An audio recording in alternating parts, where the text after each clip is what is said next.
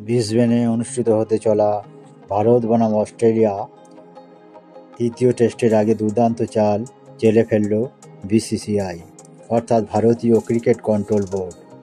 অস্ট্রেলিয়ার মাটিতে সিরিজ জয় লক্ষ্য নিয়েই ভারতীয় দল তাদের তৃতীয় ম্যাচটি খেলতে নামছে ব্রিসবেনে।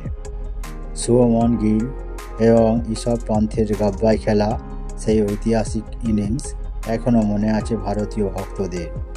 অস্ট্রেলিয়ার গড় বলা হতো ব্রিসবেনের গাব্বাকে। অস্ট্রেলিয়ার একটানা 22 টেস্টে জয়ের রেকর্ড ভেঙে দেয় ভারতীয় দল। এমনকি ওয়েস্ট ইন্ডিজের কাছে গোলাপি বলের টেস্টে ব্রিসবেনের গাব্বাতে প্রথমবার কোনো দলের কাছে গোলাপি বলের ম্যাচে পরাজিত হতে হয়েছিল অস্ট্রেলিয়াকে। কয়েক বছর ধরে ভেন্যুটি অস্ট্রেলিয়ার কাছে সুবিধার ঠেকছে না। এই ভেন্যুতেই ভারতীয় দলকে জয়ের পথে ফিরতে হবে।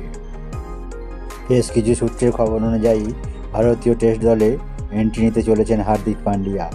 ভারতীয় দলে তারকা অলরাউন্ডার বিগত 6 বছর ধরে টেস্ট ক্রিকেট থেকে বাইরে রয়েছেন, তবে আবার একবার এই ফরম্যাটে তার কাছে খেলার সুযোগ এসেছে।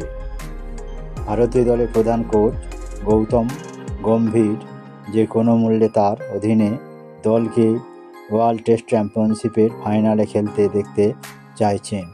এই পরিস্থিতিতে দলে তুখোড় অলরাউন্ডার হার্দিককে সামিল করতে চাইছেন গম্ভীর।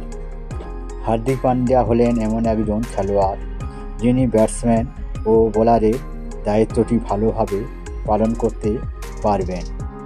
তার মতন অলরাউন্ডার প্রতিটি দল তাদের দলে চেয়ে থাকে, তবে ভারতের দুর্ভাগ্য, ভারতের কাছে এমন অলরাউন্ডার থাকা সত্ত্বেও চোটের কারণে তার কোনো সুযোগ সুবিধা নিতে পারেন না।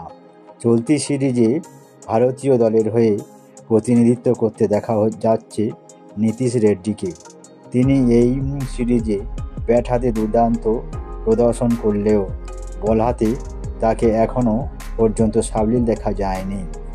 সব দিক বিচার করে ক্যাপ্টেন রোহিত শর্মা এবং গৌতম গম্ভীর ডাক দিয়েছেন হার্দিক পান্ডিয়াকে।